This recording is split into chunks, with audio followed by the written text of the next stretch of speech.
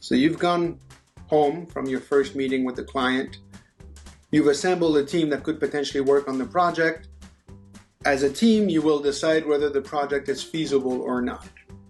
If it is, you will prepare a proposal for the client. That is the foundation of the project's eventual success. You can think of it as the opening line in the negotiation with the client.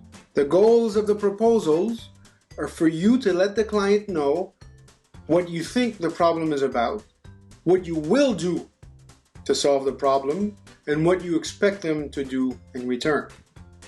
Big challenge is to gauge the value of the services that you offer as a consultant. We tend to sell ourselves short. The proposal is going to help you justify your financial demands. It's also going to help limit what is known as scope creep. The client might want a little bit more, a little bit more, a little bit more. On a case-by-case basis, it's not too difficult to say, oh, we've changed our mind. Can you give us a different font for the dashboard? Can you change the color for this graph? Can you give us a different dashboard? Can you give us something other than a dashboard? Once you've agreed to little demands that are outside of the proposal, it opens the door for the client to take advantage of you, even if they don't mean to be taking advantage of you. How much do you think you should be asking for your services?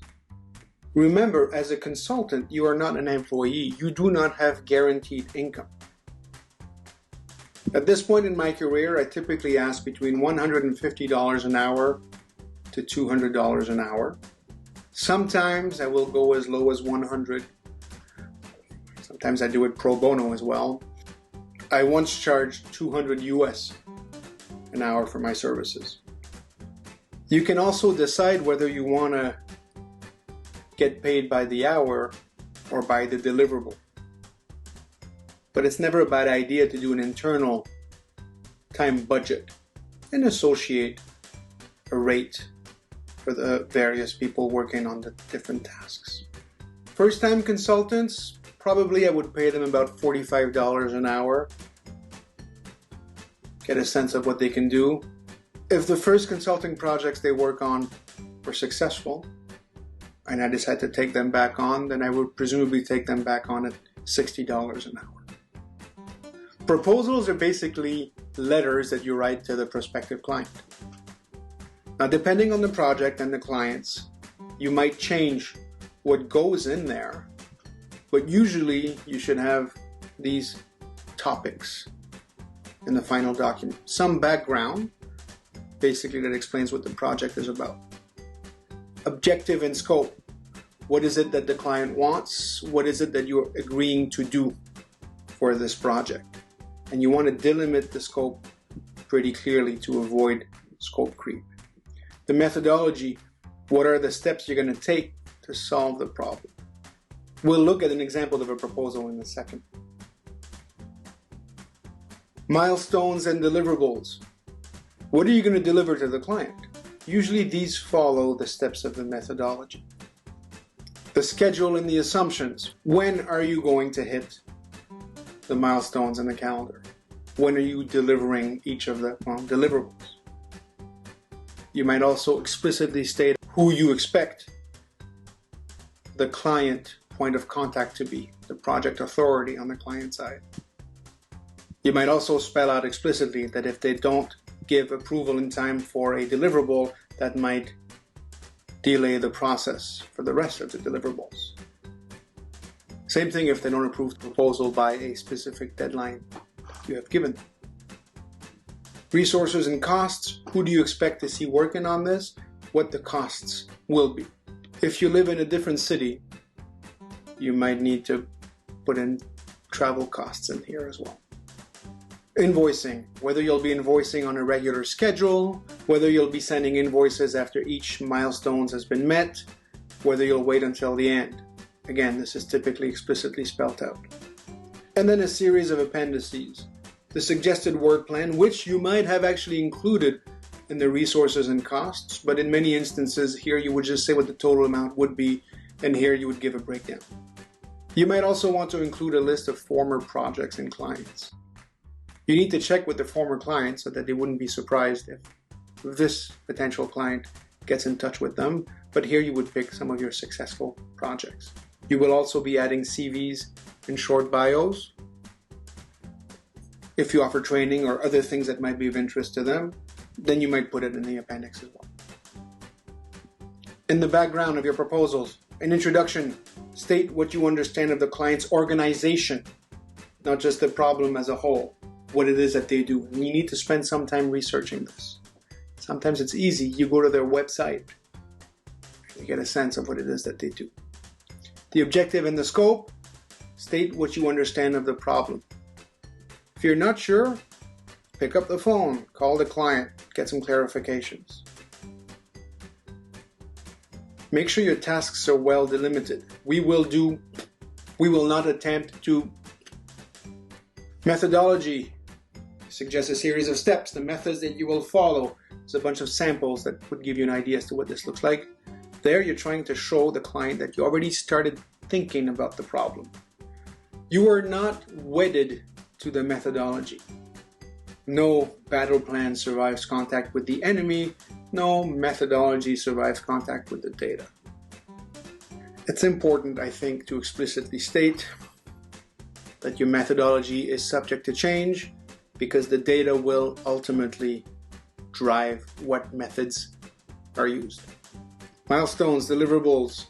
You will explicitly list the important steps and the deliverables you produce for the client, whether that be a prototype, a final report, weekly progress reports, a dashboard, some code, an app. It has to be explicitly stated. Schedules and assumptions. You'll provide a timeline for the milestones and the deliverables if an agreement is reached by a certain date, or if the data is available by a certain date, or if the client approves a certain step. As much as possible, you should use relative dates. Establish who the project authority on the client and the consultant sides would be. This is a place where you say, these are the people who will be communicating about the project. We don't really want to hear from person ABC if this person is not the one that's listed here. Resources and costs. List the resources that you want to work on this project and perhaps give a short justification to let the client know that you're not just picking people at random off the street, that they're qualified to work on the project. You should also list the projected cost for each option if you're going to have various options available to the client. Provide them with HST info if this happens in Ontario. In Quebec, you'd have to use both the GST and provincial tax. Important to take the time here to reassure the client that if some work is not done, they do not have to pay for it. But it's also very important to explicitly state that if additional work needs to be done due to a change of scope, due to some problems with data quality, or something else on the client side. Notice here, I'm not calling it a client error, even though it is a client error. You don't call it an error. You'll have to wait until you have their approval before you start the new work. Okay? Communication here is crucial. This is a way to remind them and you that there's got to be some back and forth, some communication. And not just once you reach the end of the deadline and you haven't completed what you were supposed to do. Travel, invoicing. Let them know what traveling costs you will charge them. You should also state your invoicing policy. Depending on the project, that could be monthly, once the milestones are completed, upon completion of the project. But they need to know. If they're not happy with this, they might say, no, it has to be after completion, then there's a chance for some back and forth. Suggested work plan. You'll give them a table with the tasks and the steps that you will undertake, and usually those follow the methodology steps. How much time you expect your resources to spend on each task, and the costs to which these correspond. Specify the timelines as well. Then you can take that information and produce a total estimate for the project with tax information. So usually people would say this project will cost $100,000 plus HST. And then you give them your HST number. If you're going to be collecting HST, you need to have an HST number. The rest of your appendix goes towards establishing credentials and credibility. Some previous clients that have been satisfied with your work, reach out to them first to make sure that they know, because they might receive a call from interested prospective clients. Make the project-based CVs of all the members of your resources available. Don't put that in the proposal. That could end up being a sizable chunk of pages, and it's not essential reading, but it should be available to the client. Perhaps you send those documents as additional attachments. And you might want to add a list of other services that your team offers. Let's go take a look at one of these proposals. The guidelines I've given you are just that, guidelines. In this example of a proposal, the specifics of the project aren't interesting. We'll see how they all get stitched together. So you start the proposal by writing a letter. You describe what's happening. I often like to put a table of contents here so that the client can see at a glance what I consider to be the important features of the proposal. So here we start with a little history of the organization that we're trying to court, as well as what we've understood of their project. I'm not giving you the full background, but you can sort of see how it reads. Eventually, you need to give them an explicit information about the project purpose. Here you're trying to remove any sort of vagueness or uncertainty that surrounds the project. Explicitly stating the objectives as well is a good idea. In this proposal, we were pitching 2 phases. A first phase on data assessment and visualization, and then a second phase on the data analysis itself. Again, we're being very explicit. What are the questions that we're trying to answer, both in phase 1 and in phase 2? It does not harm you to write those down. The methodology here seems pretty simple. This isn't the methodology so much as it is our take on how we are going to describe the steps that we're going to be taking to answer the questions we've listed. Here, each paragraph corresponds to a methodological step.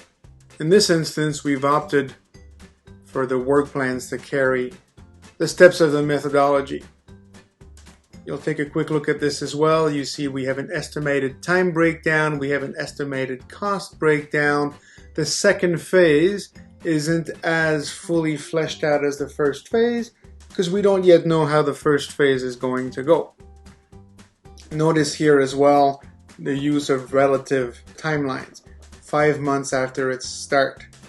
Ultimately, you list your resources and costs, you try to justify why they're there, you remind the client how long you think the project will take to complete, how much time will be required for you to finish it, and how much you're charging. So you told the client you would get back to them within a certain date with a proposal. You deliver the proposal before that deadline has passed, and now starts what we like to call the client dance. Here's a few things for you to keep in mind. Clients do not know, and neither should they know. This is not something they need to know. How busy the consultants are, how many projects they have on the go, and how many proposals you are waiting on an answer to. You, on the other hand, as consultants, you do not know where the project falls in the client's priorities. You'd think that if they got in touch with you to get something going, it's pretty important to them, but that's no guarantee. You do not know what their organization's procurement steps are, what the challenges might be. And you also don't know if the clients requested proposals from other consultants. Sometimes you will know if you respond to a request for a proposal, you know that you are competing against other consultants. But when they come to you, they could also have gone to other consultants. In the proposal, you will have given them a deadline by which they need to respond in order to guarantee that the resources you have lined up for the project are still available. If they respond in time, then the next step is to fine-tune the proposal. there will be some back and forth. If they respond, but after the deadline, then you need to reassess the situation. Perhaps the resources are still available, in which case you move on ahead with that, but your resources might not be available anymore. And you would be within your rights to say, I'm sorry, that ship has sailed, I don't have the resources anymore. If they don't respond, you can decide to poke them or to let them go. This is where the dating analogy comes in perfectly to my mind. Sometimes the client dance is a negotiation tactic, but it could just be that they're not that into you. So you need to decide, how desperate are you to get a project? How desperate are you to get that project? How flexible are you? Can you afford to wait? I'm hoping, for your sake, that the answer is typically, I'm not that desperate to get a project, I'm not that desperate to get that project, I'm pretty flexible, I can afford to wait,